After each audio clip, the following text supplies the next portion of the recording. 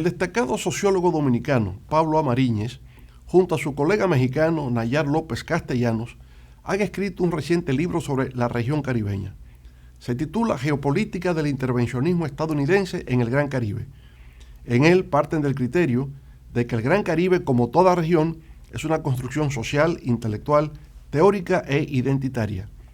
Luego de que la historia contemporánea de América Latina y el Caribe no se puede entender sin Estados Unidos y su política exterior. Para los autores, a partir del momento en que se instalan las 13 colonias en el norte continental, Estados Unidos comienza su expansión, despojando de sus vastos territorios a las comunidades originarias que vivían en la región. Recuerdan que el Caribe es el área de América Latina más asediada debido a las interferencias de fuerzas imperiales. Para transformar el mundo hay que leer. Estamos honrados de tener aquí entre nosotros al profesor Nayar López Castellanos, quien es doctor en Ciencias Políticas y actualmente director del Centro de Estudios de América Latina de la Universidad Nacional Autónoma de México. Está en el centro de la UNAM sobre estudios latinoamericanos y amigo de muchos años, colega de un destacado amigo nuestro, ¿verdad?, que es el profesor Pablo Amariñez, académico, pero que también fue nuestro embajador en Chile durante algunos años y luego en México también, por igual. Bueno, entonces, entre ambos han escrito este libro, que es una geopolítica del intervencionismo estadounidense en el Gran Caribe. Y es un texto oportuno, es un texto relevante, porque empieza incluso por cuestionarse qué es el Caribe y las distintas denominaciones que a lo largo del tiempo ha tenido. Contraponen desde una perspectiva geopolítica la noción de Gran Caribe a la noción de Cuenca del Caribe, que fue el concepto utilizado durante la época de Reagan, ¿no?, para definir la región. Y bueno, interesante porque desarrolla una perspectiva geopolítica, lo que no es una tradición entre nosotros en América Latina. La geopolítica ha venido rehabilitándose hasta moralmente, ¿verdad?, con la escuela francesa de Yves Lacoste, porque inicialmente la geopolítica estuvo asociada a Alemania, la versión alemana de la geopolítica que fue utilizada por el Tercer Reich, en el sentido de la ampliación del espacio vital. Se ha reanudado la noción de geopolítica y ya se incorpora a los estudios de América Latina, una geopolítica latinoamericana. Incluso en España se ha ido desarrollando en la Universidad Complutense de Madrid toda una escuela española de geopolítica, donde también se incluye la geopolítica en América Latina. Aquí hemos contado con destacados profesores de la Complutense de Madrid justamente para ver esa perspectiva latinoamericana de la geopolítica. En el caso específico de esta versión es la presencia norteamericana en el Caribe a lo largo del tiempo y en la actualidad, lo que eso significa, lo que representa para nosotros en términos existenciales. Vamos a dejar que sea el profesor López Castellanos quien haga presentación del libro. Posteriormente tendremos algún diálogo y luego la intervención del público. Profesor López Castellanos, tiene usted la palabra.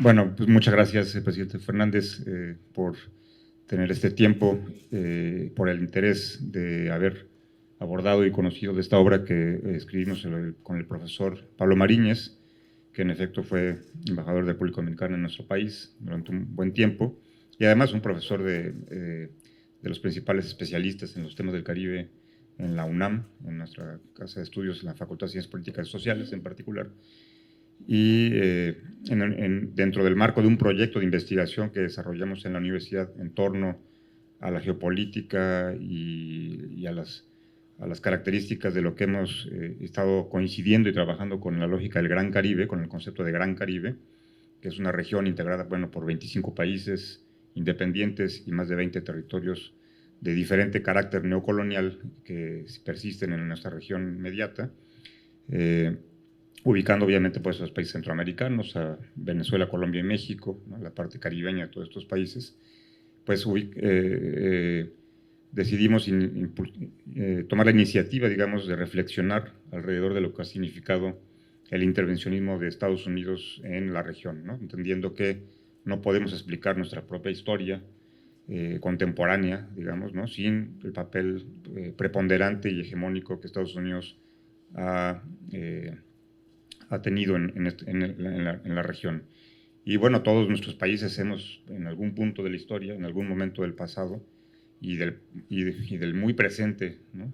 Sobre todo considerando pues, estas últimas elecciones del martes pasado, pues hemos tenido la experiencia de la intervención de Estados Unidos en nuestros países en múltiples formas, ¿no? Por ejemplo, empezando por esta parte que usted señalaba, de cómo se conforma el propio Estados Unidos, es decir, a partir de su expansión territorial, que incluyó el etnocidio de decenas de comunidades originarias de estas tierras del norte del continente, y que se consolidó en último momento en términos territoriales, pues con la guerra y ocupación y apropiación de la mitad del territorio de México, de toda esta parte del norte de México, ¿no? Y que al final se consuma, bueno, también con la parte y el momento de la guerra que declara España en el contexto de la independencia de Cuba, con lo que se anexa, bueno, en los hechos, digamos, a Puerto Rico, a Hawái, las Filipinas en su momento, parte de la Florida que quedaba. Y ahí es donde Estados Unidos finalmente se consolida como un territorio y en su esencia imperial, pues empieza a desarrollar en su política exterior pues esta dinámica de intervención en nuestros países, ¿no? Y eso es, digamos que es como el espíritu y la esencia del libro, en el que abordamos algunos ejemplos de la historia que han sucedido en nuestra región. Destacamos algunos de los ejemplos tanto del pasado como del presente, las dinámicas, los fundamentos del intervencionismo, que tiene que ver sobre todo con esta filosofía del destino manifiesto que Estados Unidos con la que ha justificado históricamente su actuación. Y también, pues, hacemos recuento, digamos, de un conjunto de elementos que acompañan esta dinámica intervencionista, ¿no? Que son, por ejemplo, las bases militares que tiene Estados Unidos desplegadas por toda la región. En el Gran Caribe se concentran entre 55 y 70 bases militares, ¿no? Incluyendo, pues, destacando las de Guantánamo, las 12 que están en Puerto Rico, en Panamá, y otras tantas más, ¿no? 8 en Colombia, etcétera, etcétera. Entonces, este entorno del complejo militar estadounidense desplegado en los parámetros del Comando Sur, te lo abordamos en el libro. Tenemos dos fuentes fundamentales para el tema de las bases, que son el politólogo Atilio Borón, con el cual en la mañana justo hicimos una reflexión en un panel sobre el impacto de las elecciones en Estados Unidos. Él tiene un libro que se llama Geopolítica del Imperialismo de Estados Unidos en América Latina, y ahí él hace una referencia muy detallada de las bases militares de donde están ubicadas, ¿no? Y nosotros también, el profesor Marínez y yo, ubicamos las investigaciones del periodista David Vine, que es un reconocido por el propio Pentágono, paradójicamente, como un especialista en la contabilidad y ubicación de las bases militares de Estados Unidos en el mundo, ¿no? Incluso él en una entrevista dice que a veces lo consultan desde el Pentágono para verificar si la cuenta de sus bases está correcta, ¿no? Porque el periodista pues, es muy especializado. Y luego hacemos la referencia ahí. También ubicamos un poco la dinámica geoeconómica del Gran Caribe, la importancia que tiene, ¿no? Y destacamos algunos casos que en particular pues impactaron la historia de la región y cómo este intervencionismo ha estado presente, destacando casos como el de Cuba, el de Nicaragua, el de Venezuela, entre otros tantos, ¿no? Porque pues prácticamente ningún país se salva a lo largo de la historia pues, de haber tenido el sello de la intervención de Estados Unidos, ¿no? Incluyendo evidentemente República Dominicana entre ellos, en las dos experiencias del siglo pasado, ¿no? De las invasiones y ocupaciones. Entonces, pues, sobre todo la intención con este proyecto que fue publicado por la Universidad Nacional Autónoma de México y por la editorial ACAL, una de las editoriales en español pues, más prestigiosas en el ámbito de la literatura y del ensayo político, de los estudios y las investigaciones, pues aportar, sobre todo, más que nada, aportar insumos, ¿no? Muy puntuales sobre estos dos aspectos que usted destacaba en hace un momento, ¿no? Es decir, cómo entendemos y concebimos al Gran Caribe, ¿no? que es importante ubicarlo en su heterogeneidad, finalmente, pero en un aspecto también que agrupa elementos y procesos comunes, problemáticas comunes, que son fundamentales tomarlas en cuenta como una colectividad, como un conjunto, para encontrar también soluciones y tender puentes de comunicación en la región, ¿no? Y el otro elemento fundamental, bueno, pues lo que significa pues toda la información que aquí hemos recopilado en esta investigación, en este libro, para que se pueda entender que no solamente es una cuestión de un eslogan o una sospecha, digamos, de que Estados Unidos interviene, sino que ahí están los elementos, los fundamentos, las pruebas, ¿no? La ubicación de los parámetros que han marcado la relación y la política exterior de Estados Unidos con América Latina y el Caribe, y en este caso particular, con el Gran Caribe, ¿no? No es solamente una cuestión del intervencionismo como una acción individualizada o momentánea, sino es una forma de relación que tiene Estados Unidos con nuestros países. Es la esencia de su política exterior, que se alimenta pues de la maquinaria militar y que lo vemos desgraciadamente en el escenario global, ¿no? Lo hemos visto en diferentes momentos de la historia. Pues esas serían mis consideraciones, y nuevamente agradecerle al presidente Fernández, a la FUNGLODE, al Global, pues esta apertura de este espacio, y darle la importancia pues a un esfuerzo que hicimos con el profesor Mariñez para aportar a la reflexión y al debate también, sin duda alguna, de lo que significa la relación de Estados Unidos con nuestros países y en su lógica intervencionista. Muchas gracias, presidente.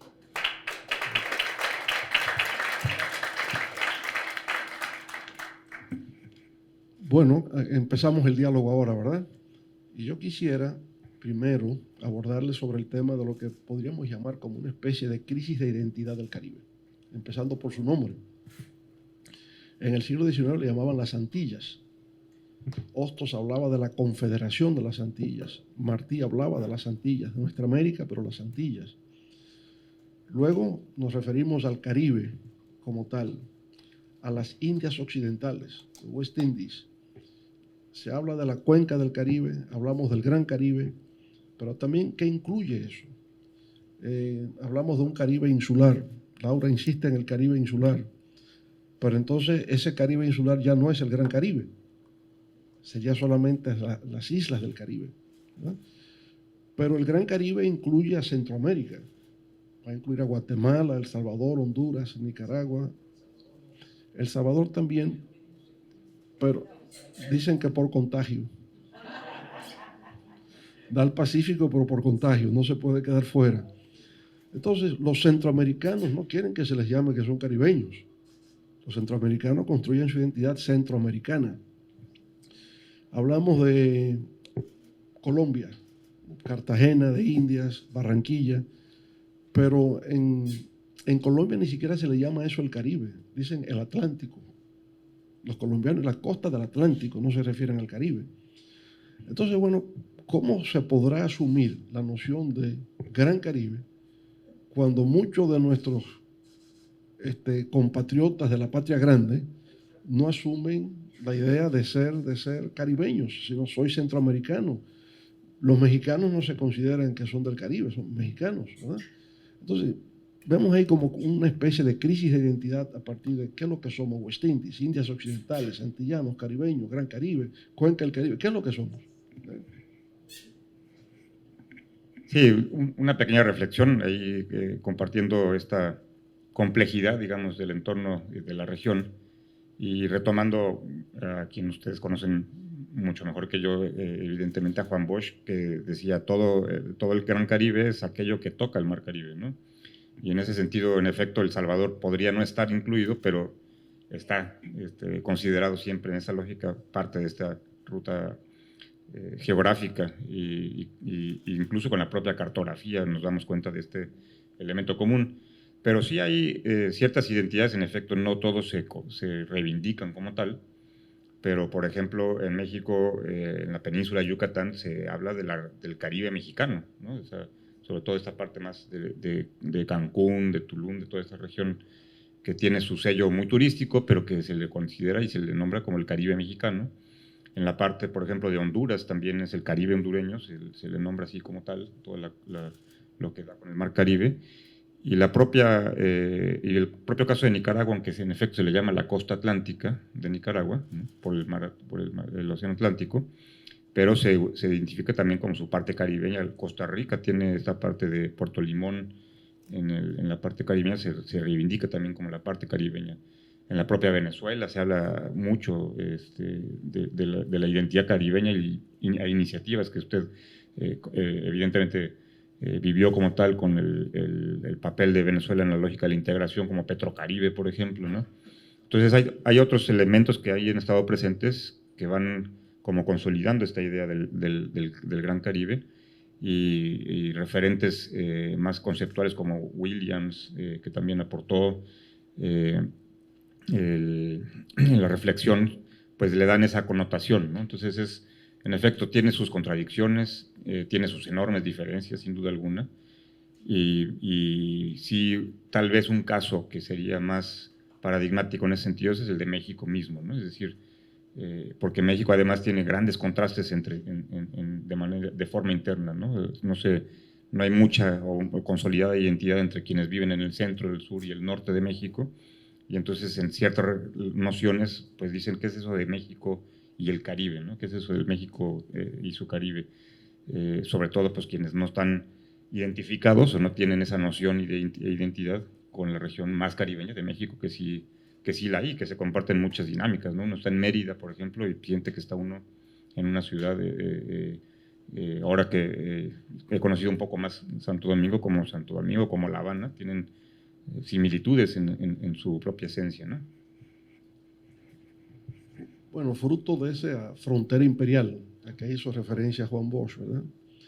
Es decir, la presencia de los imperios quedó marcado en el Caribe, hasta el punto que hoy hablamos de un Caribe anglófono, un Caribe francófono, un Caribe hispanoparlante, el neerlandés, y ahí ve otra división, o sea, Caribe anglófono, Caribe francófono, Caribe neerlandés, Caribe hispano, y que se va a reflejar entonces también en las distintas opciones de integración que tenemos en la subregión, ¿verdad?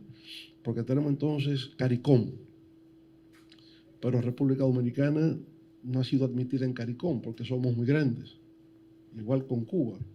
Entonces se crea algo especial, el CARIFORUM, para que quepan Cuba y República Dominicana.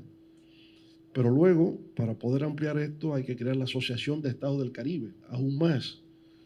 Entonces, digamos, una subregión que tiene que integrarse en distintas modalidades, no implica que también hay como una desconexión entre nosotros mismos. Primero de lengua, de cultura, ¿verdad? Y que no podemos estar integrados en una sola entidad. Tiene que ser en varias entidades conforme a la lengua, a la cultura, a la propia historia. ¿Cómo podríamos resolver ese tema futuro? De lograr una única integración subregional caribeña. Sí, bueno, es un reto sin duda complejo que ni siquiera estos mecanismos de integración que usted ha mencionado, como la AEC, la Asociación de Estados del Caribe, que integra estos 25 países, que es los que más o menos concebimos dentro de la lógica del Gran Caribe, ni siquiera ese espacio multilateral ha logrado pues, consolidar, ¿no? Dinámicas de diferente tipo que puedan, en efecto, darle viabilidad a una región que comparte tantos elementos. Se han hecho de manera, yo diría, bueno, bilateral, o, ¿no? Sin lograr que todos estén incluidos, porque también pues, hay que destacar los propios procesos políticos que polarizan en diferentes momentos las relaciones entre los países a través de sus gobiernos.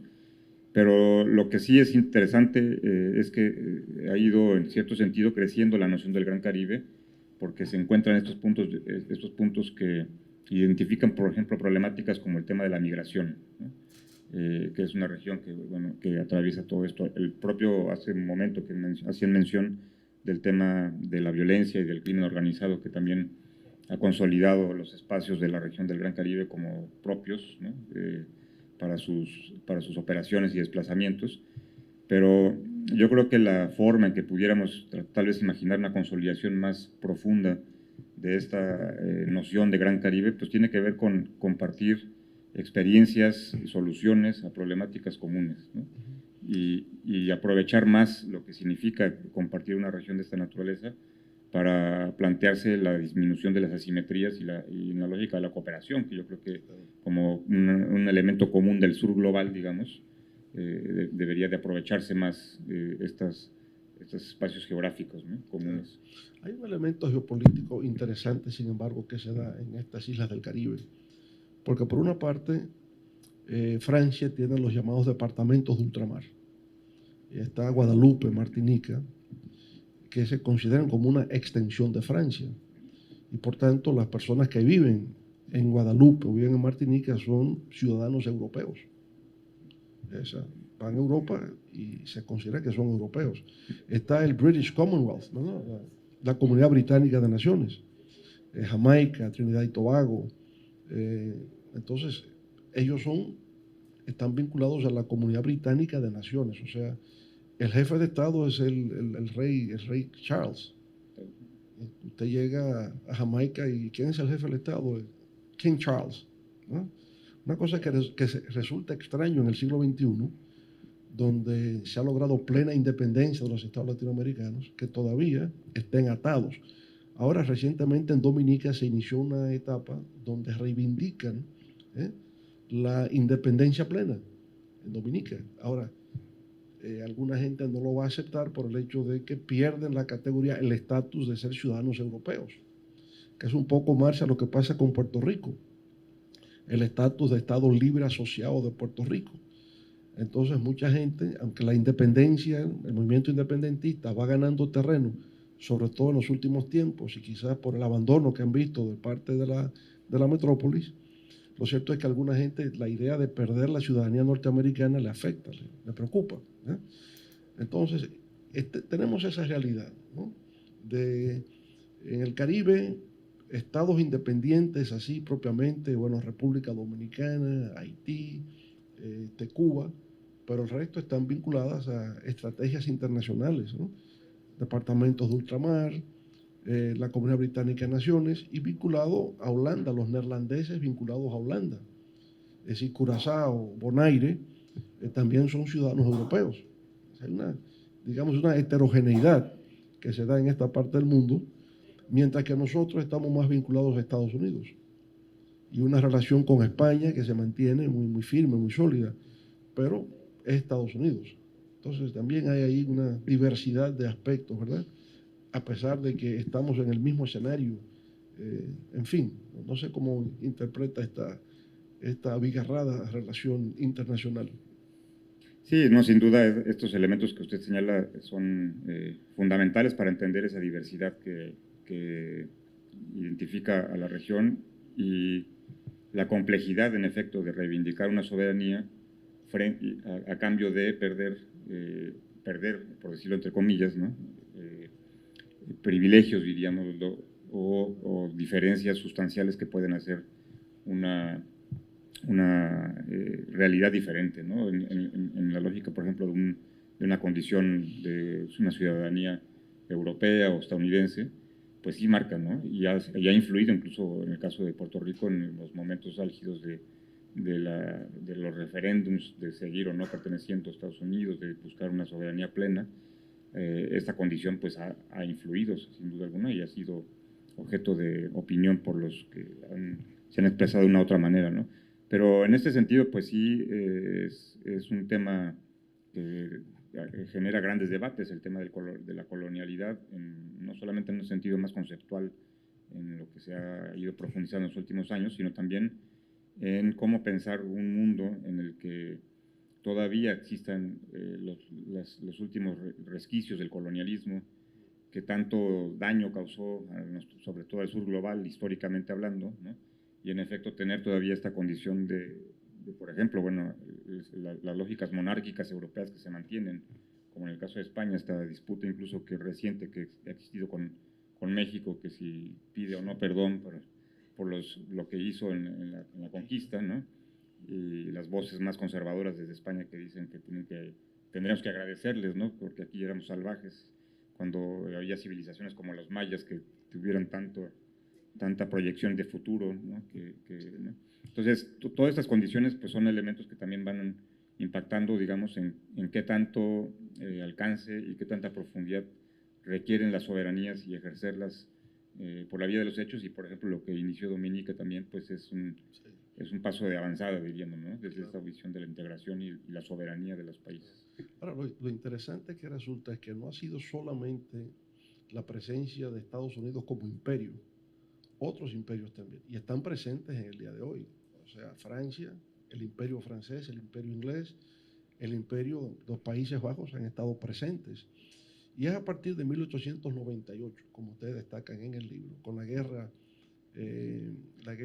hispano-cubana, donde interviene Estados Unidos, que es que marca la presencia norteamericana en la región. A partir de ese episodio, en la fase final de la lucha por la independencia de Cuba, se hace explotar el Maine en el puerto de La Habana y entonces, de alguna manera, busca justificar la presencia norteamericana en esa independencia cubana para mediatizar su soberanía nacional.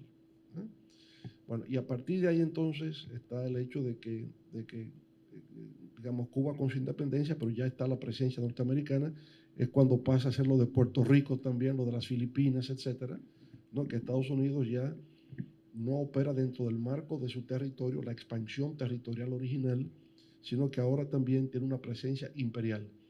Y hay alguna cosa que a nosotros nos llama la atención a veces cuando reflexionamos sobre esto.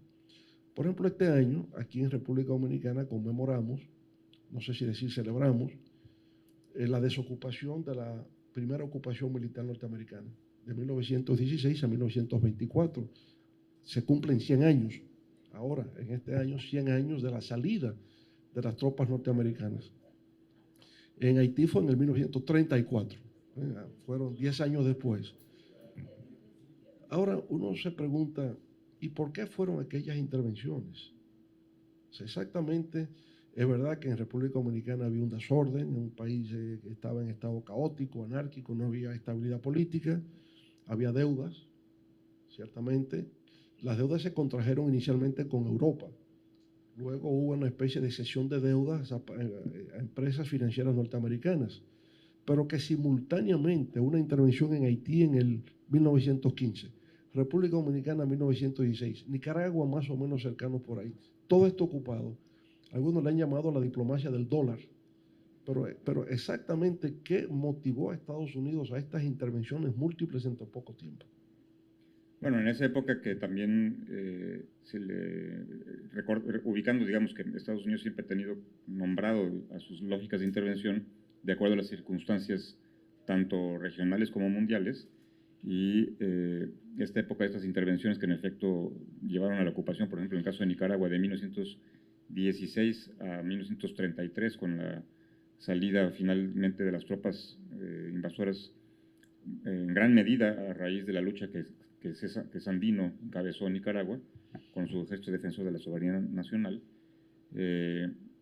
correspondían a una etapa en la que Estados Unidos estaba terminando de consolidarse como una hegemonía, por lo menos a nivel continental, ¿no? Antes de la proyección de lo que fue la Segunda Guerra Mundial y el relevo, ¿no?, diríamos, imperial a nivel mundial de Inglaterra. Pero es una época en la que Estados Unidos tenía que afianzar no solamente su presencia hegemónica a través de toda esta concepción de esta primera visión de la geopolítica, con Mahan, por ejemplo, como el militar norteamericano que concibe la importancia del poder naval, ¿no?, para establecerse, sobre todo en esta región, sino también la necesidad de ir colocando y respaldando su presencia económica, por ejemplo, a través de la United Free Company, ¿no?, que se convirtió pues en un emporio, por lo menos al nivel centroamericano, pero también con presencia en el Caribe, pues en un emporio y en una empresa que tenía un poder supranacional, es decir, definían dónde por ejemplo, en el caso de Costa Rica, la United Free Company definió dónde se tenían que construir las rutas del ferrocarril, cuáles eran las tierras que tenían que apropiarse, ¿no? Incluso el dueño de la compañía definía qué presidentes se casaban, ¿no? Se presentaban en Costa Rica, y dije casaban porque incluso se casó con la hija de un presidente de Costa Rica, ¿no? Entonces, esta expansión económica tenía que asegurarse con la presencia también militar cuando había algún problema que que pusiera en peligro sus intereses económicos, ¿no? Y supuestamente, ¿no?, digo supuestamente porque no del todo sucedió, pero entre el periodo entre guerras mundiales desarrollaron la llamada política del buen vecino, ¿no? Decían que había que invertir más en educar a los políticos latinoamericanos, centroamericanos en particular, en sus universidades para que luego llegaran a gobernar de acuerdo a la lógica y a la concepción de cómo ellos lo pensaban, en lugar de estar invadiendo, ¿no? Eso lo decía el secretario de Estado en la década de los 20, y bueno, en el caso mexicano pues sucedió con presidentes como Carlos Salinas de Gortari, Zedillo, ¿no? Y Calderón, que estudiaron allá y fueron a México a aplicar pues lo que sobre todo en economía les habían enseñado sobre el neoliberalismo, ¿no?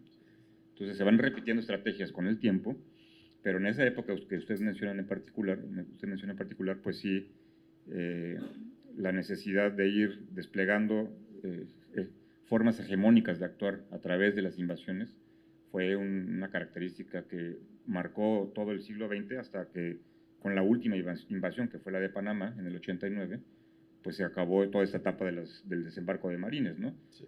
Ahí en la propia facultad, ahí hemos hecho algunos debates, porque luego dicen, Estados Unidos ya no interviene porque ya no hay marines desembarcando en las playas de nuestros países, ¿no? Pero son otras dinámicas y otras formas, ¿no? Y es lo que justo abordamos ahí.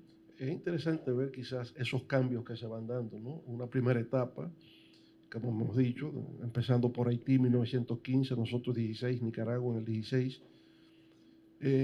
Uno se pregunta la razón que impulsaba eso que estamos conversando, ¿verdad? Estaba sobre todo el factor financiero. Política de buen vecino, Franklin Delano Roosevelt, cuando llega ya en los años 30, pero también coincide con el surgimiento de las dictaduras. Es Somoza en Nicaragua, es Trujillo aquí, y de ahí la famosa frase, pueden ser unos hijos de su madre, pero son nuestros hijos de su madre.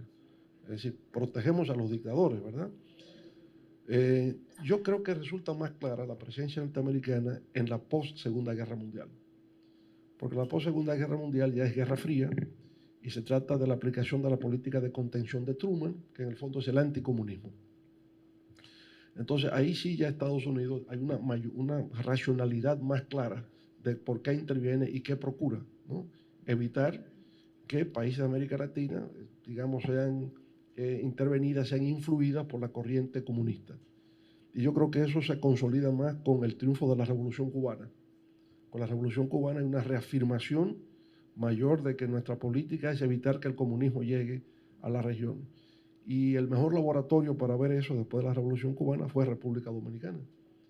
La Revolución de Abril de 1965, que el año próximo vamos a festejar el 60 aniversario de la Revolución Dominicana, la Revolución de Abril. Y les adelanto que Funglode va a hacer una actividad en Francia, en París, en la Casa de América Latina, porque unos investigadores han encontrado en los archivos de Francia documentos donde Charles de Gaulle jugó un rol protagónico en el tema de la ocupación norteamericana del 65, opuesto a la política de Estados Unidos. Charles de Gaulle había hecho un recorrido por América Latina en esos tiempos y se oponía a la política intervencionista norteamericana, hasta el punto de que le propuso a Juan Bosch residir en París. Le buscó hasta la casa, dato que no se conoce mucho acá, pero que se va a revelar el 21 y 22 de abril en la Casa de América Latina en París. Y Jean-Marie Théodard ya también nos ha ofrecido trasladarnos a la Sorbona para que se pueda hacer esa presentación allá, así como algunos documentales desconocidos hasta ahora, inéditos, sobre el tema de la Revolución de Abril que se han encontrado en los archivos de Francia. Bueno, pero decíamos, ¿verdad?, que ahí quedó más claro, post Segunda Guerra Mundial, el anticomunismo, la Guerra Fría, el porqué. Caigamos entonces en la actualidad. Usted ha adelantado algo. ¿Cómo podemos sentir la presencia imperial en estos momentos en la región del Caribe? Bueno, sobre todo lo ubicaría a partir de tres modalidades, ¿no?, o tres aspectos centrales. Uno tiene que ver, pues, obviamente, con la permanencia de las bases militares, ¿no? Las bases militares es un elemento contundente, digamos, de esta presencia intervencionista que, pues, tiene a una buena parte de los países aquí. Y hace un momento, cuando usted hablaba de dinámica multiimperial, diríamoslo así, ¿no? O sea, todavía presencia europea. Es interesante ver que algunas de estas bases militares no son exclusivas de Estados Unidos, sino de la OTAN. Y en ese sentido, son algunas que tienen presencia militar inglesa o francesa, que bueno, forman parte de la OTAN a través de algunas de las bases, ¿no? Son pocas las de la OTAN, pero bueno, tienen esta característica. Entonces, en primera instancia, podríamos hablar de esta presencia militar, de cómo sirve para respaldar la lógica intervencionista y frenar cualquier tipo de respuesta, digamos, ¿no?, de la región. La segunda tiene que ver con, enfrentar de múltiples formas toda aquella iniciativa de integración que tenga que ver con una esencia más emancipadora, diríamos, ¿no? Y ahí hablamos, por ejemplo, del caso de ALBA, de Petrocaribe, por ejemplo, en caso particular de Jamaica, que en su momento pertenecía a Petrocaribe, pues Estados Unidos logró que la billetera funcionara, digámoslo así, y con un proyecto de $100 millones, pues logró instalar ahí una pequeña refinería en Jamaica, y entonces Jamaica se separó de Petrocaribe, ¿no? Que además Petrocaribe, que tenía una esencia pues de integración y de impulso incluso social, de desarrollo social, porque parte de los pagos que tenían que hacerse a Venezuela se tenían que destinar a través de la construcción de infraestructura en escuelas y hospitales, por ejemplo, ¿no? El caso de Santa Lucía es uno de ellos que refleja esto.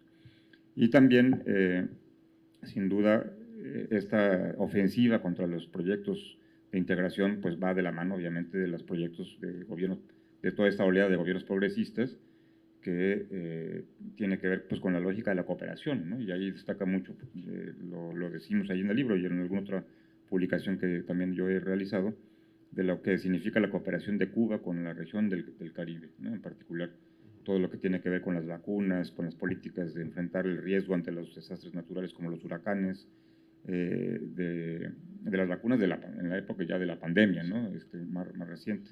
Entonces, también mantener esta ofensiva permanente con el tema del bloqueo contra Cuba, que justo hace un par de semanas fue la votación en la ONU, donde nuevamente por el 32º año se rechaza el mundo el bloqueo, pero solamente 2 países siguen votando a favor, pues es una forma de mantener esta presencia intervencionista, porque al final de cuentas es algo que tenemos ahí como en la parte de la esencia del libro, es, bueno, ¿qué tan importante es el Caribe para Estados Unidos? ¿Por qué tanta base militar allí? ¿Por qué tanta intervención, ¿no?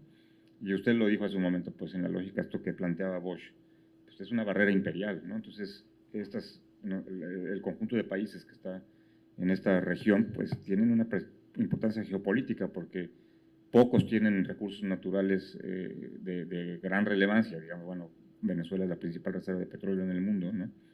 Pero otros tantos más bien son en sí mismos, son la importancia, ¿no? Representan esa importancia para que Estados Unidos pueda mantener el interés por la región. Entonces creo que estos factores son como importantes para ubicar por qué sigue presente esto, y esa oleada de lo que fue la Guerra Fría sin duda se reflejó de forma muy caliente, ¿no?, en la región. No tuvo nada que ver con la guerra, con lo frío, o sea, al contrario, dictaduras, invasiones, lo que fue la experiencia de Nicaragua, por ejemplo, que incluso no se planteaba la construcción del socialismo como fue el caso de Cuba, sino un gobierno pues que fue muy importante justo para ese quiebre de la izquierda latinoamericana, ¿no?, el caso del sandinismo, pero que fue agredido con todo, una guerra que costó 90,000 muertos y que también tuvo un bloqueo económico y que al final pues terminó derrotando lo que fue la revolución sandinista, ¿no?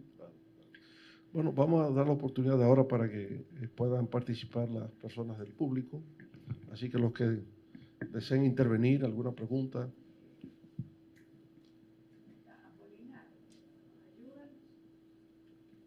Sí.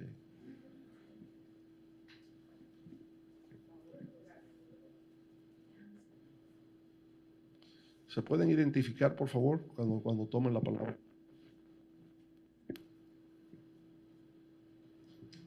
Buenas tardes, mi nombre es Alex Almonte. Voy a empezar diciendo, Estados Unidos,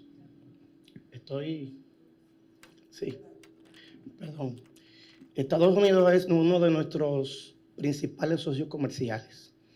y creo que nosotros somos su principal socio comercial. Entonces, Estados Unidos también tiene la peculiaridad de haber instaurado aquí en el país un sistema de cooperación conjunta en materia de seguridad y lucha contra el flagelo de los males como las drogas y diferentes operaciones de fraude que se dan aquí en el país. Aquí están diferentes organismos como el FBI, la CIA. Bueno, aquí aquí tenemos casi todas las oficinas de allá, las tenemos aquí. Entonces, hace unos años, 5 o 6 años, pues nosotros ampliamos las relaciones con China.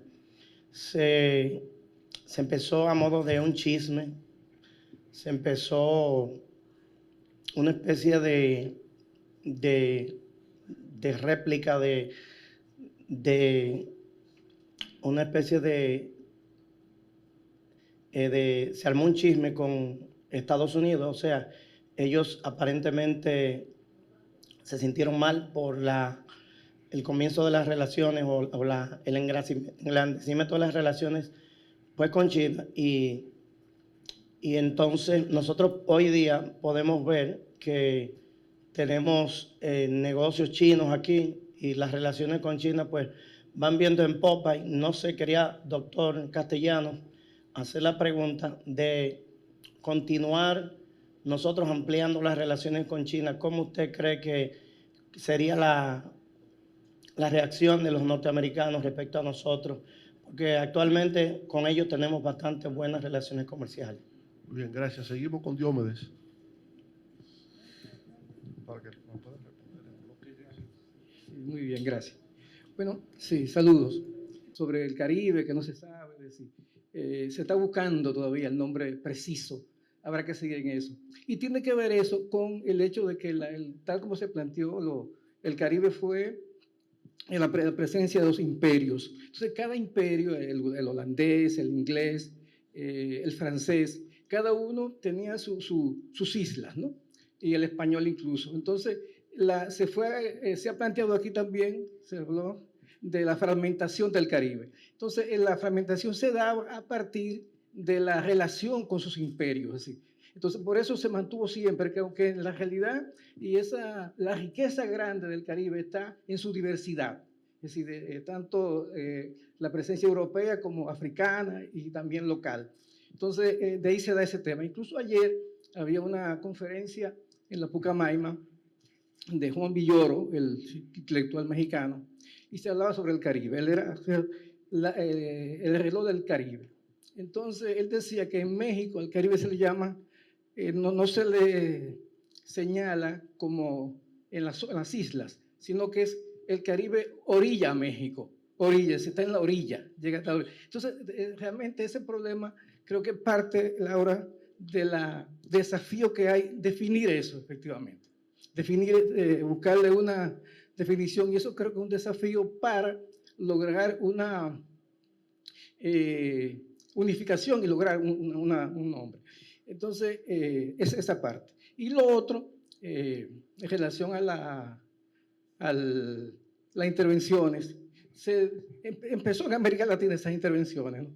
Pero realmente se define a partir decía el presidente, lo de la guerra cubano-hispanoamericana, sí, y se consolida eso de manera formal en un documento en noviembre de 1901 con el tratado Hay-Ponsford, que cuando ya Estados Unidos, Inglaterra, entre los dos países, le permite a Estados Unidos en el acuerdo, poder construir un canal en Centroamérica. Eso de manera, digamos, histórica, es el momento, digamos, escrito en que se le permite eso, ese poder y esa posibilidad ya de ser la potencia para América Latina. Muy bien, hay que recordar ahí, Diomedes, lo de aquello que decía el cura: ayer español nací, en la tarde fui francés, en la noche etíope fui, hoy dicen que soy inglés, no sé qué será de mí. Bien, perfecto. Buenas noches, mi nombre es Rafael Pichardo. La pregunta va en dirección al texto escrito por el doctor Bosch, por el profesor Bosch, sobre lo que es el libro de El pentagonismo, sustituto del imperialismo, ese mismo. O La frontera imperial de Cristóbal Colón a Fidel Castro. Ese es otro. Ese es otro, Sí. exacto. En esa parte, al profesor me gustaría saber qué hoy tiene la República Dominicana de interés para que se dé el imperialismo en la República Dominicana actualmente. Gracias. Bueno, una última pregunta, Moisés. Y Manolo también, perfecto. Ok. Ah, bueno, hay más.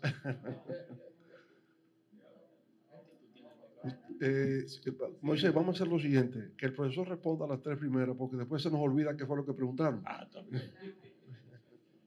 Es una buena idea. Sí.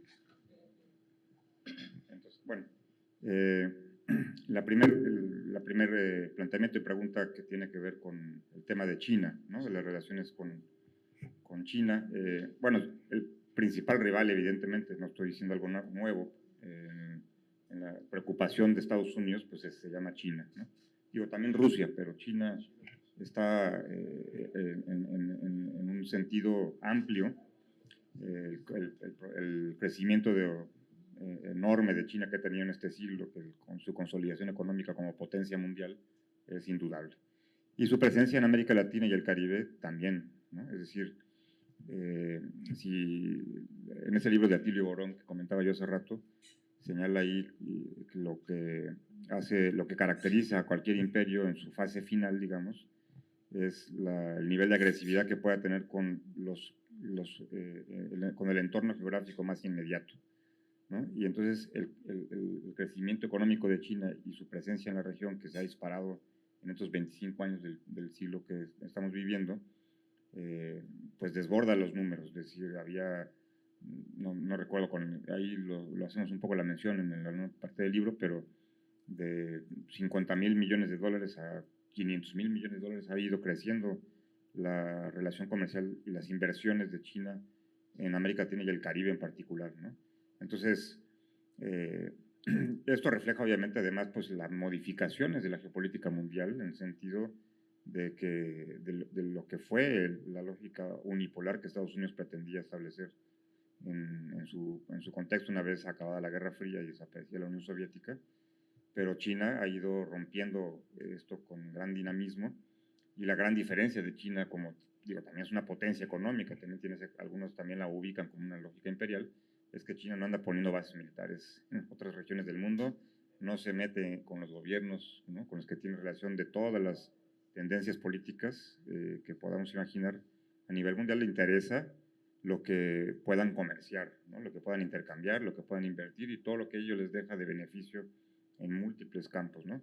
Desde proyectos de gran infraestructura, como es afortunadamente, lo digo en términos ecológicos, el proyecto del Canal de Nicaragua, que está suspendido desde hace más de 10 años en su construcción, que sería la obra más impresionante de términos de infraestructura, pero también dañina para el medio ambiente, también de forma muy impresionante. Entonces, ¿qué es le afecta obviamente a Estados Unidos esto, ¿no? Y obviamente este tema de Taiwán, que está ya para el año que viene como uno de los principales temas candentes que va a suceder, y todo lo que ha sido hasta hoy en día como condición para relacionarse con China de no tener relaciones con Taiwán, pues son elementos importantes que hay que reflexionar en ese sentido, ¿no? Yo considero que en esta lógica de la multipolaridad que se ha ido consolidando y construyendo, y sobre todo con el tema BRICS, ¿no? BRICS Plus, las relaciones con China van a ser obligadas en el mundo, ¿no? Y además no debe haber, el mundo debe dejarse de pensar como parcelas, digamos, ¿no? Es decir, cada país debe tener la plena libertad de relacionarse con quien quiera, tener la relación económica con quien quiera, y no tener temor, digamos, porque si Estados Unidos está en un dinamismo económico con un país, pueda haber algún problema, o tuviera que haber un problema con China, ¿no? Entonces, en ese sentido, creo que es importante que tanto República Dominicana como otros tantos países de la región latinoamericana y caribeña, pues desarrollen sus relaciones económicas con China, porque son de gran beneficio. Veamos a Brasil, ¿no? Por ejemplo, el propio Bolsonaro, cuando llega al gobierno en Brasil, decía, además de, bueno, tonterías que decían con respecto a la pandemia, con el tema de que si las vacunas chinas tenían un chip ahí comunista, ¿no? Pero dijo, vamos a romper la relación con China y no pudo, porque ya son pues, estructurales, son profundas esas relaciones, ¿no? El segundo comentario tenía que ver con el tema de la...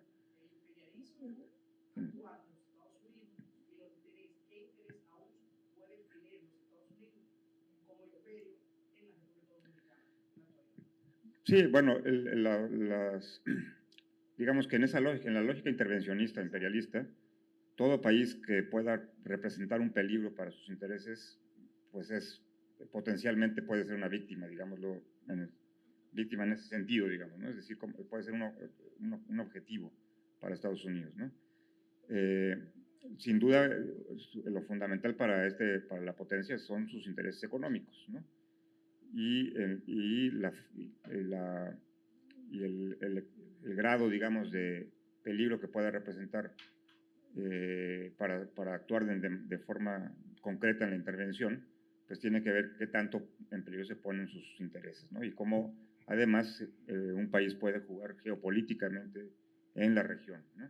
Ahí tenemos, por ejemplo, el caso de Honduras, cuando estaba Zelaya, que por haberse incorporado al ALBA, en un momento en que Venezuela tenía pues, un dinamismo mucho más fuerte que después de que se impone el bloqueo por parte de la administración estadounidense, pues le costó un golpe de Estado a Zelaya, ¿no? Le costó el gobierno, porque además quería él incorporar la simple pregunta de que si los hondureños querían hacer una asamblea constituyente o no. Pero el tema era ahí, sobre todo, la cercanía que tuvo en su momento con Venezuela. Entonces, salirse, digamos, de esa órbita de control o de aceptación de ese control, ¿no? Y tener otras relaciones con otros países que que son considerados como enemigos para Estados Unidos, es lo que puede marcar, digamos, la diferencia, ¿no? La pauta de qué tanto se ejerce ese intervencionismo. Pero Estados Unidos es un país que no tiene límites, ¿no? Su política exterior llega a todo y está probado con el tiempo. Es el único país que ha utilizado bombas nucleares en este planeta. Es el único país que tiene una economía de guerra, básicamente, de manera permanente. Es el único país que se autoatenta después, como usted lo señalaba con el caso del buque Maine, porque ellos mismos hicieron ese atentado para justificar la guerra con España, ¿no? O con Pearl Harbor, que ya sabían del ataque, pero dejaron que sucediera para justificar con fuerza su incorporación a la Segunda Guerra Mundial, ¿no? Lo de las Torres Gemelas, si vemos ahí el documental Michael Moore, vemos que hay muchas sospechas de que si sabían o no sabían, de que las torres podían caer por el simple incendio de un par de aviones, o si fueron dinamitadas, ya estaban listas para dinamitarse, porque es una estructura de acuerdo con ingenieros expertos en todo este tema, no pueden caer unas torres de esa dimensión por un incendio, aunque hubiera sido una explosión fuerte de un par de aviones, ¿no? Digo, con toda la tragedia que eso significó, está la teoría de que fueron dinamitadas las torres principales las columnas principales, perdón, de las torres. Y la tercera planteamiento fue... No, fue una apreciación, sí, fue una apreciación. Fue una apreciación, sí, nos compartimos ahí. De hecho, nomás quería hacer una mención muy rápida del tema de los canales, que hablamos obviamente de canales húmedos, canales secos, ¿no? O sea, las líneas territoriales. Honduras tiene 2 canales secos, ¿no?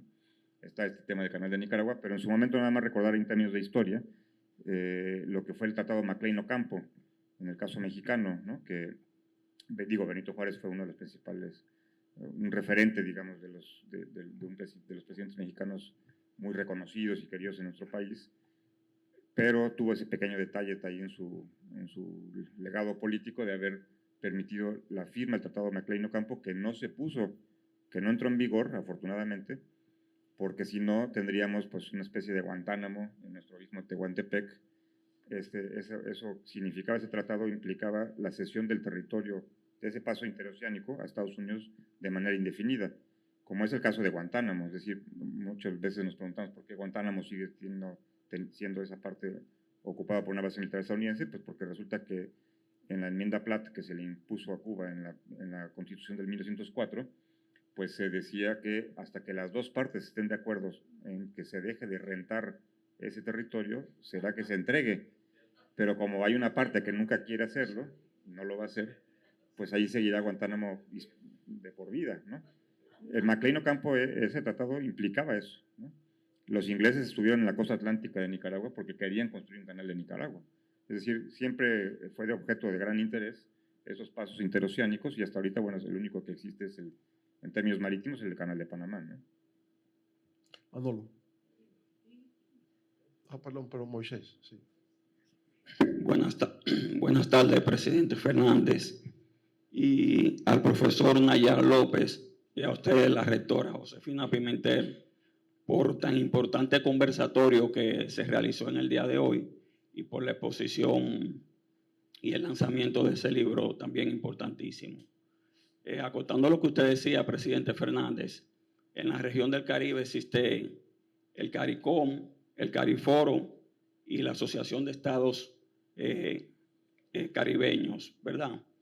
¿Usted cree que se podría organizar un organismo regional que organice a todas las islas del Caribe que sirva de contrapeso para poder negociar contra las potencias o contra los países, tomando en cuenta la diversidad de intereses que tienen los diferentes países de las islas del Caribe?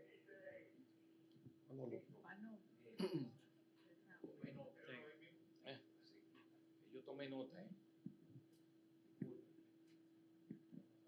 Bueno, presidente, usted habló de los diferentes conceptos que se tiene sobre el Caribe, el Gran Caribe, la Cuenca del Caribe, y hablaba de que el istmo centroamericano, que es tocado por el Caribe y que por extensión El Salvador también es caribeño, afirmaba que los centroamericanos no se consideran caribeños. Pero ocurre lo siguiente, los centroamericanos no se sienten caribeños, pero quieren que los caribeños se sientan centroamericanos. Y de hecho, desde el proyecto de integración de América Latina más exitoso, que es el SICA, se han planteado que el Caribe insular sea parte del proceso de integración centroamericano. El único país que lo es República Dominicana. Entonces, hay el dilema de que los caribeños no quieren sentirse centroamericanos y que los centroamericanos no quieren sentirse caribeños. Pero Juan Bosch, recuerdo un artículo cuando yo era adolescente que leí de él, que decía que en realidad él no entiende cómo se hizo esa división político-geográfica, porque en realidad los países caribeños son Centroamérica y que por lo tanto todo debería ser Centroamérica, porque las islas del Caribe están en el centro de América.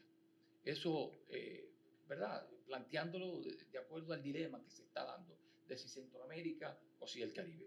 Por otro lado, el autor del libro hablaba del debilitamiento de los procesos de integración en América Latina y habló específicamente de Petrocaribe. Pero hay otros casos, no solamente Petrocaribe. Este es el caso de Mercosur. Recuerda que cuando llega Lenín Moreno incluso desmonta las oficinas de Mercosur en Quito, ¿verdad? Y se da otro caso más reciente, que es la llamada Alianza para el Desarrollo en Democracia, que yo interpreto como un debilitamiento del sistema de integración centroamericana. O sea, tú sacas a 3 países que son parte del proceso de integración centroamericana, del SICA, que son República Dominicana, Costa Rica y Panamá, cuando ya hay un mecanismo, ¿verdad?, para procurar el diálogo en democracia, que es precisamente el sistema de integración centroamericano. Se interpreta eso como una acción de debilitamiento al sistema de integración centroamericana, como ocurrió con Petrocaribe.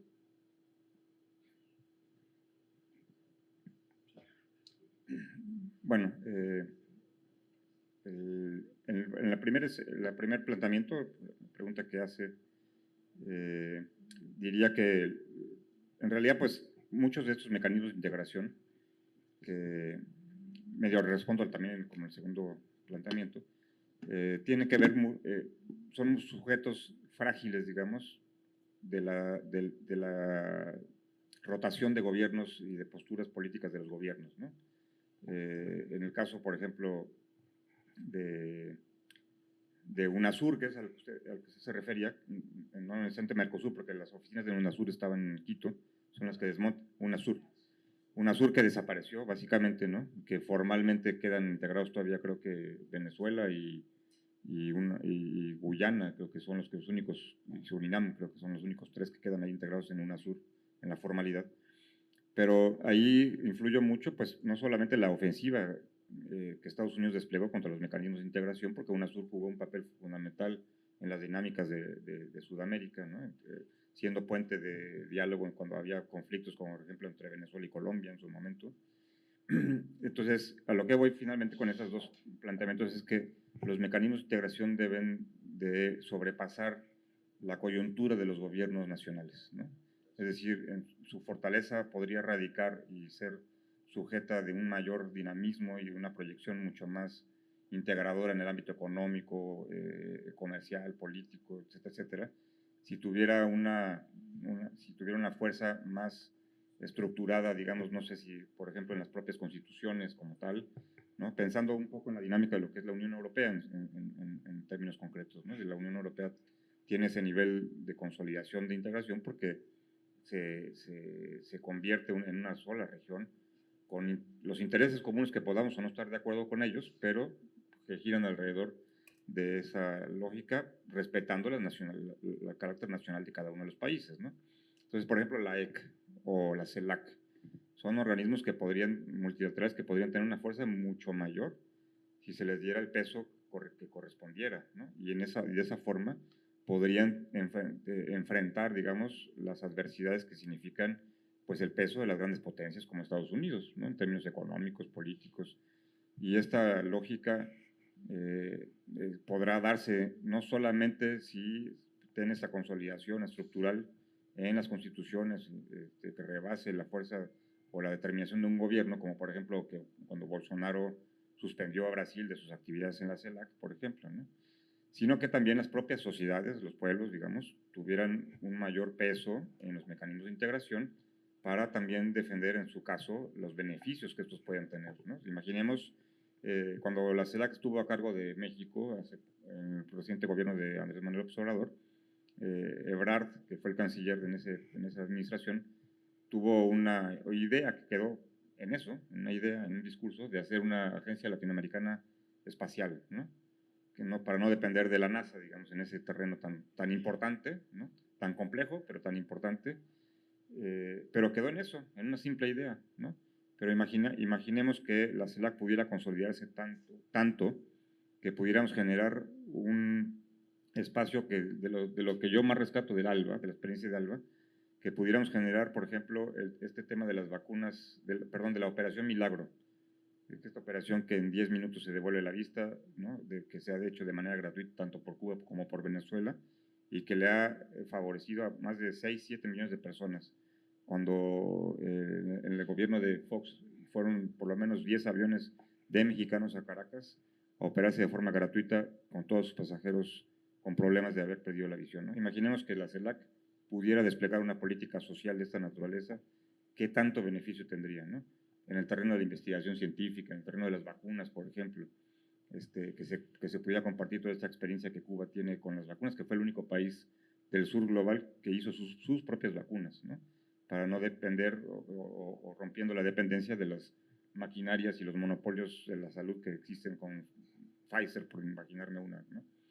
Entonces, en la medida que estos esfuerzos de integración pudieran llegar a alcanzar estos niveles de consolidación estructural, es en la medida en que pudiéramos imaginar una región de Gran Caribe plenamente consolidada, interconectada, compartiendo los beneficios y las experiencias y las capacidades de cada uno de los países en sus respectivas actividades económicas, niveles de conocimiento, de investigación, de producción, ¿no? En el ámbito académico, por ejemplo, en la lógica de la fortaleza de las universidades, ¿no?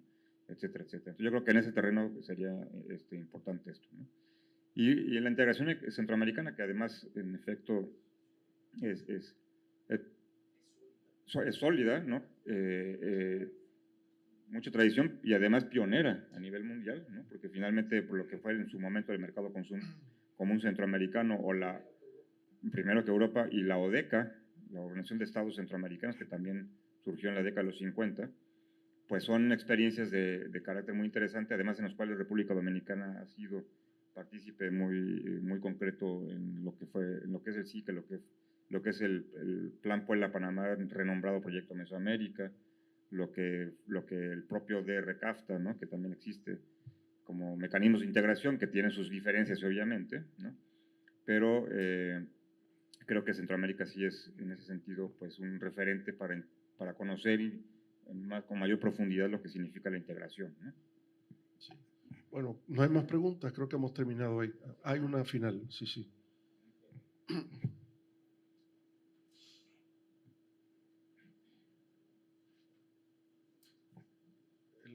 El micrófono.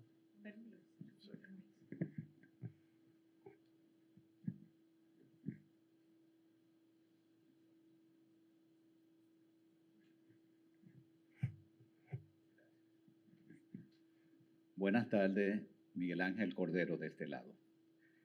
Bien, ante diferentes ponencias tan explicativas, tan ilustrativas en la tarde de hoy, he escuchado muchas versiones respecto a lo que es ahora mismo la integración.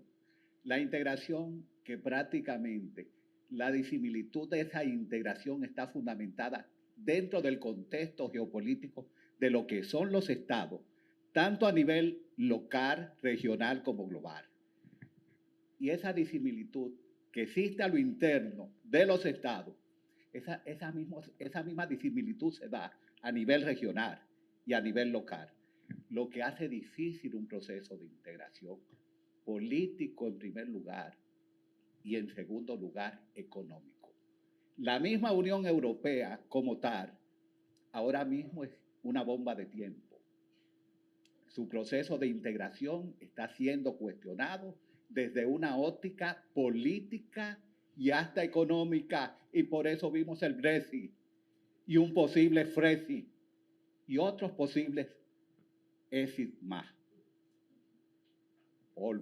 Víctor Orbán, que no se ha ido de la Unión Europea porque es un ente que busca facilidades, pero ahora mismo se está viviendo una crisis de gobernanza y de gobernabilidad global.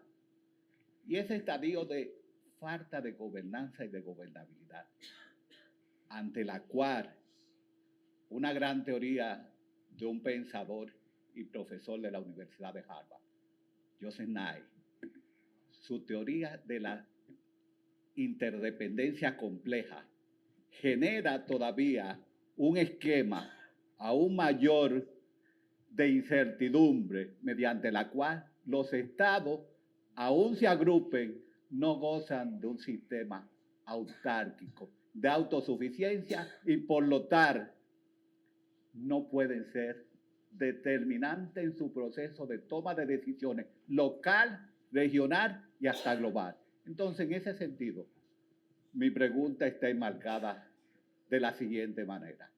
¿Entiende usted que puede lo que es ya no solo el Caribe insular, sino el Gran Caribe que está contenido por el insular y aquellos estados que bañan o se bañan con lo que es el Mar Caribe, generar un bloque que sea autodeterminante en los procesos de toma de decisiones ante un Caribe totalmente roto, dado las grandes diferencias político, económico y social? Bueno, es un poco de lo que hemos estado reflexionando, considero, en el sentido de aprovechar pues todos los beneficios que significa una región que está integrada, que tiene una cercanía geográfica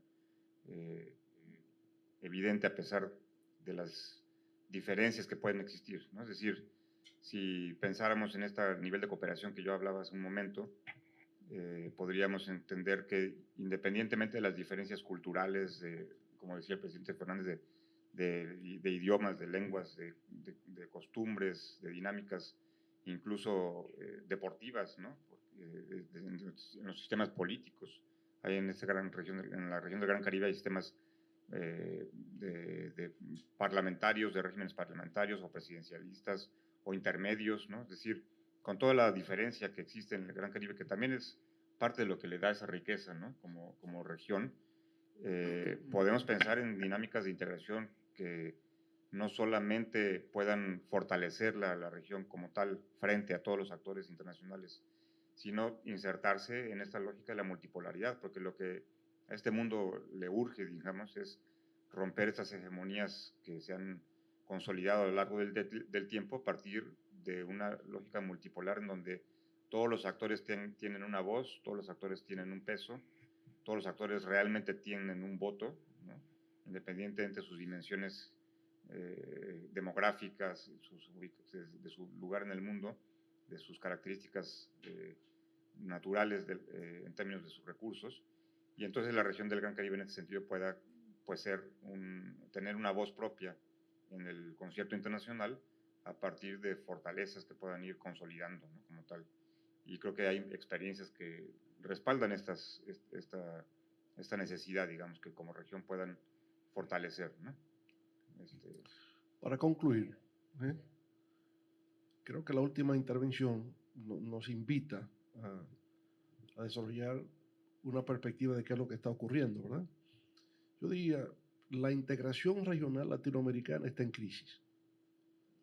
Primero por el hecho de que está muy segmentada, está muy fragmentada en función de las subregiones. Hablamos del Caribe.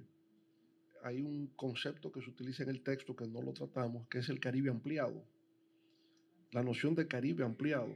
Se pregunta quién es el centro y de quién estamos ampliando. Porque hay todo un tema de orgullo de quién es quién, ¿verdad? Bueno, pero usted toma igual, Sistema de Integración Centroamericana, SICA. Sistema de Integración Centroamericana, nada caribeño, centroamericano. Usted tiene el proyecto Mesoamérica, México y el resto de Centroamérica, que antes era el proyecto de Puebla-Panamá, el plan Puebla-Panamá, ¿no? Pero usted tiene el plan andino, ¿no? La comunidad andina, que solamente es Colombia, Perú, Bolivia.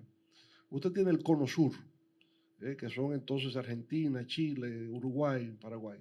Es decir, usted tiene una región que está hiperfragmentada, que se organiza en función de regiones y las regiones a su vez están con distintas organizaciones. Entonces, ¿cómo lograr eso? Creo que se hizo un esfuerzo con CELAC, la Comunidad de Estados de América Latina y el Caribe, CELAC. Pero resulta que CELAC fue creado en un momento en que gobernaba el progresismo latinoamericano. CELAC se formó en Caracas. Entonces, cuando el progresismo cede el poder a la derecha desconoce eso. Y por tanto, la institucionalidad de CELAC hoy está en crisis. El presidente López Obrador, cuando México toma la presidencia pro tempore de CELAC, trata de insuflarle vida. Pero en realidad, al día de hoy, CELAC no existe. Y debería existir porque sería el interlocutor válido para toda la región. De hecho, todavía cuando China se reúne con América Latina es China-CELAC. Es África-CELAC. Pero Europa-CELAC, la cumbre de Europa, América Latina y Caribe, ya hace años que no se hace. Cuando se intenta resucitar debe ser EULAC, con CELAC, Unión Europea, CELAC, pero no existe.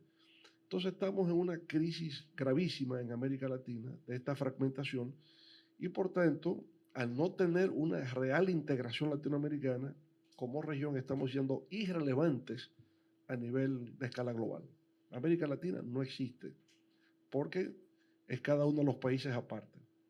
Entonces, la dificultad está en poder lograrlo, en que estamos muy polarizados y estamos muy polarizados ideológicamente. Entonces, cuando el movimiento progresista llega, nos podemos entender. Pero cuando llega la derecha, entonces comprende que esas instituciones no fueron creadas por ella y las destruye. En Europa está ocurriendo otro tipo de problema. El Reino Unido siempre fue diferente, siempre mantuvo como una identidad propia y por tanto el conservadurismo británico nunca se sintió parte de la Unión Europea. Ahora es la extrema derecha europea que está ganando elecciones y que no se siente europeísta, porque la extrema derecha ha vuelto al nacionalismo radical y por lo tanto siente que la Unión Europea les perjudica más que beneficiarles.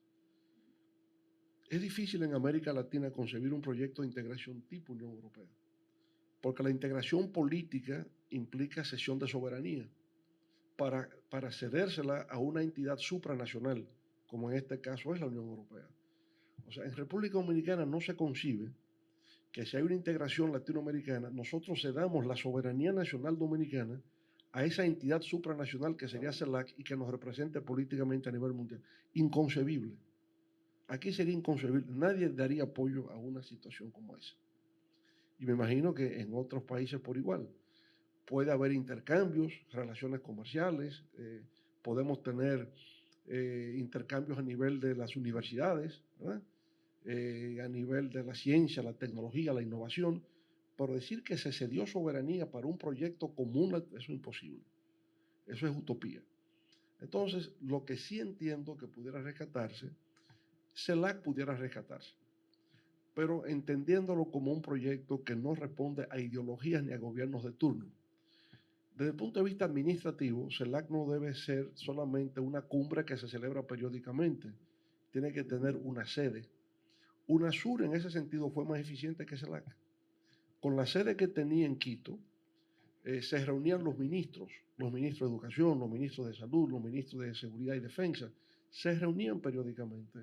Con CELAC es una reunión, es una cumbre, no, institucionalmente no existe.